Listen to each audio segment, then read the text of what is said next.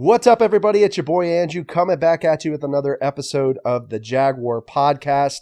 In today's episode, I'm going to be doing a game recap of the Week 8 matchup between the Jacksonville Jaguars and the Seattle Seahawks. So let's get into it. But before we start, as always, if you want to show your support for the channel, hit that red subscribe button and hit that bell icon if you want updates on latest content.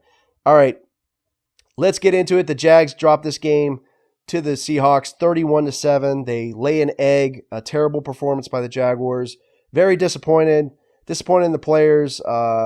Disappointed in the coaching staff. A lot of bonehead decisions by Urban Meyer. And, you know, they underestimate a backup quarterback again. You know, I was nervous about this. I said this in my game preview that don't sleep on backup quarterbacks like Tyrod Taylor or Geno Smith. I can only wonder what this game would have been like if Russell Wilson was in there. I would say it probably would have been significantly worse or a beatdown. But, you know, who knows? It could have been pretty ugly or uglier. It didn't start off well for Jacksonville. You know, they have an opening drive. They moved the ball down the field a little bit.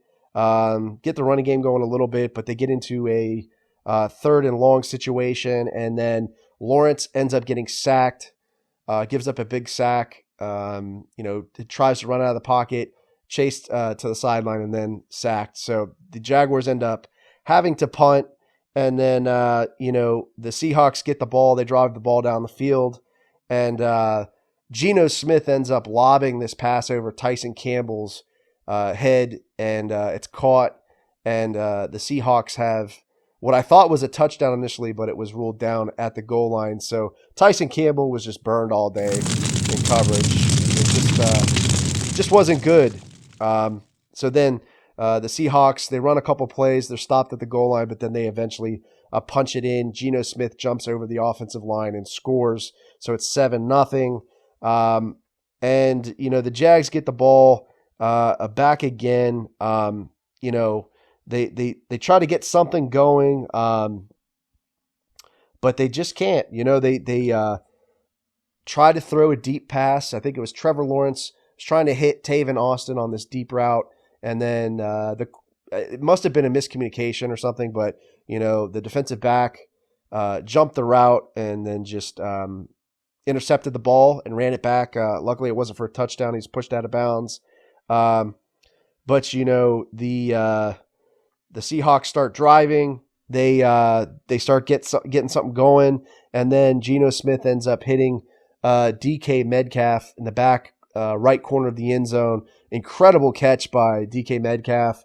Bad coverage by Shaq Griffin, and he was just, you know, he was just beat all day by DK Metcalf. I said that was one of the important matchups. The important matchups for this game, but I think DK Metcalf clearly won this. He gets another touchdown later in this game against Shaq Griffin as well. But yeah, the Jags go down. The Jags go down 14-0 in the second quarter. You know, Jags get the ball back. They drive. They you know, they can't make it on another third and long, so they get into a fourth down situation. Urban Meyer decides to go for it. Bad decision, and they can't convert on fourth down, so it's a turnover on downs. And then Seahawks get the ball back. You know, they start driving down the field. Some stupid penalties by Jihad Ward. You know, we would have pushed them back further in this drive, but you know, I think there was going to be like a fourth down situation or a fourth and long.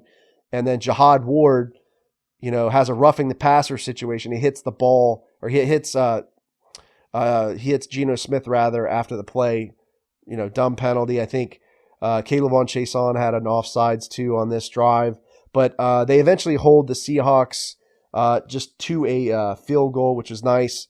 And then the Jags get the ball back. They drive down the field, and you know, Laviska, they get into another 4th and 3, fourth down situation. And what does Urban Meyer decide to do? He decides to go for it again. Stupid play, stupid decision. They try to throw to Laviska Shenault. It's a low pass, but it's still dropped by Laviska, and it's a turnover on downs again.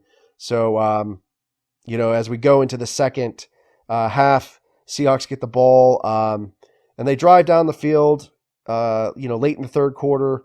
Then they run this trick play. They essentially Geno Smith pitches the ball to the running back. He runs to one side of the field. He turns around, throws it to Geno Smith on the other side of the field, and then Geno Smith throws a pass down the left sideline, and it's caught for a huge gain. So it's a first and goal situation, and then ultimately Geno Smith throws a touchdown pass to the left back corner of the end zone to DK Metcalf. Of course, Shaq Griffin on the coverage there, getting beat all day by DK Metcalf. So, it didn't get any better from there, guys. The Jags just they just couldn't get anything going offensively. Got themselves, I think, into another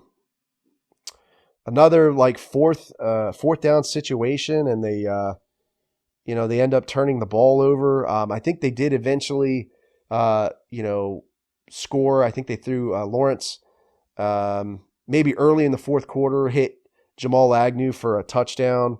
But this game just got away from him. And then after that, to add insult to injury, the Jags try to do an onside kick, another stupid call by Urban Meyer.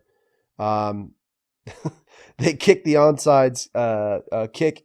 It's fielded by, I believe it was Travis Homer, running back for the Seahawks, and he runs it back for a touchdown. I've never seen this happen, guys. I literally have never seen this happen in the 20 or so years I've been watching football. I've never seen somebody run an onside kick back for a touchdown. So it's just bad, man. What is going on with Urban Meyer? He's supposed to, be a special teams guy. The special teams just looks like crap, man. It looks terrible. And that's pretty much it in a nutshell. I think the Jags just had a lot of penalties in this game, looked undisciplined. I think they almost gave up 100 yards. I think it was probably around 80-plus yards in penalties.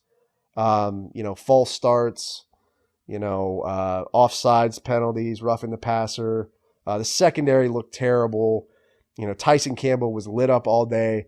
Shaq Griffin beat on coverage by DK Metcalf. Lockett had a bunch of receptions. Marvin Jones, there's a bunch of drops too, by the way. Marvin Jones Jr. dropped a pass that was right to him, bounced off his hands. Laviska had a couple drops.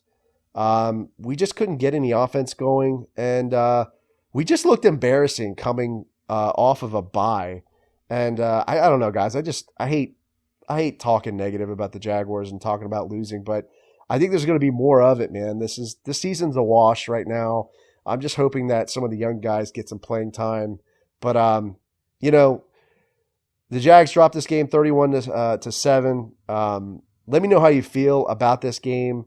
Thanks to everybody who showed up for the live stream. I know it was tough to watch. The pain train.